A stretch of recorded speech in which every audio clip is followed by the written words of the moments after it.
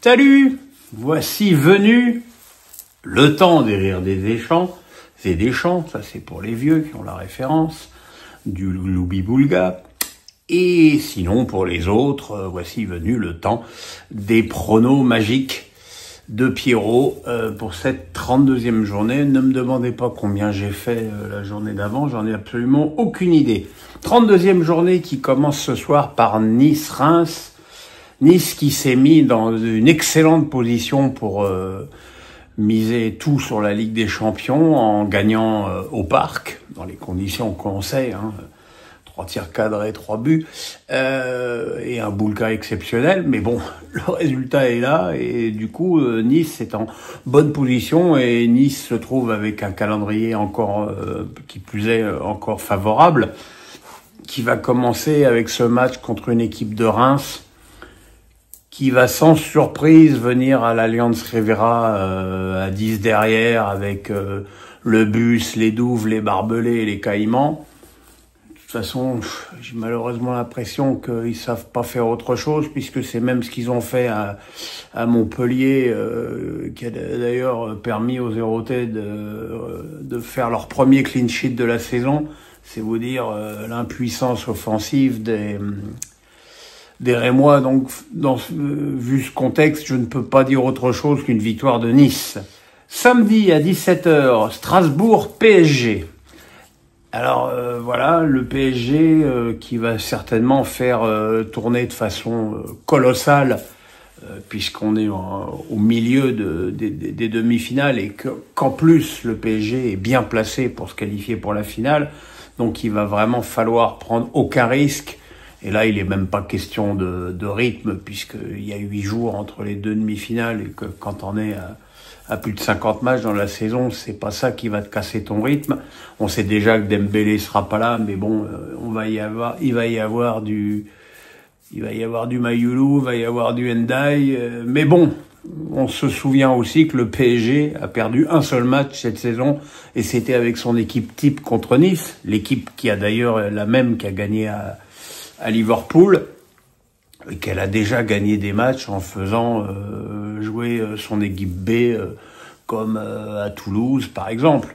Donc c'est pas un match facile pour des Strasbourgeois qui eux aussi sont en course pour on ne sait pas quelle Coupe d'Europe, et qui d'ailleurs derrière ce match contre Paris joue Angers et Le Havre.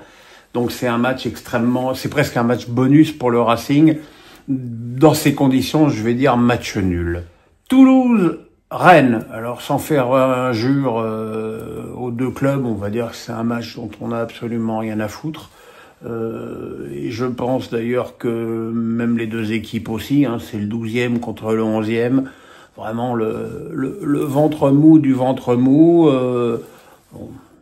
Toulouse n'a pas de bons résultats depuis maintenant un petit moment. Et Rennes a été franchement hors du coup, hors des débats et hors de combativité à Lyon.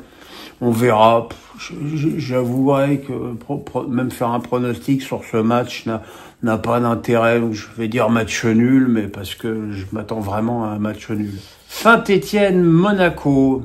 Saint-Étienne qui reste sur une très belle prestation à Geoffroy Guichard dans le derby contre Lyon, et Monaco qui reste sur une prestation incroyablement décevante au Havre. Mais Saint-Étienne jouera sans Stassin, et Stassin chez les Verts c'est maintenant devenu quand même quelque chose. Je vois pas Monaco fauter 2 fois de suite. Victoire de Monaco. Dimanche, Nantes-Angers. Alors voilà, là, un match important. Nantes qui a là l'occasion de sceller définitivement son maintien en battant une équipe d'Angers qui est incapable quasiment de marquer un but depuis maintenant un bon moment, et qui vogue dans des eaux troubles et qui a un calendrier difficile en plus. Maintenant, on sait que Nantes n'est pas à l'aise dans les matchs contre les équipes moins bien classées qu'eux. On sait que Nantes a plutôt tendance à performer contre les grosses équipes. Je me souviens que Nantes a pris 0 points contre le Havre cette saison, par exemple. Mais bon, malgré ça, je vais quand même dire victoire de Nantes. À 17h, Lyon-Lens. pourquoi Lyon-Lens est à 17h et pas à 15h. Il faudra m'expliquer aussi comment les mecs ils font la programmation et comment ils veulent faire de l'audience. Mais bon, ça c'est un autre débat. De toute façon, on va être débarrassé de ces gens à la fin de la saison. Voilà, ça c'était mon petit coup de gueule du jour. Lyon-Lens, Lens qui a fait un match catastrophique contre Auxerre à Bollaert. Lyon qui a fait un match magnifique contre Rennes. D'un côté, une équipe qui a marqué 4 buts, l'autre, une équipe qui a encaissé 4 buts. Victoire sans problème de Lyon. Brest-Montpellier. Brest qui a lourdement chuté et peut-être un peu sévèrement lourdement chuté à Marseille.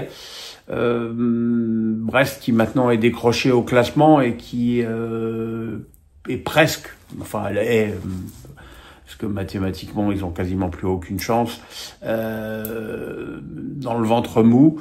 Montpellier, bon bah de toute façon Montpellier attend que ça se passe, hein, même s'ils ont fait un match nul contre Reims à domicile, mais enfin bon, dans des conditions d'ennui assez absolues.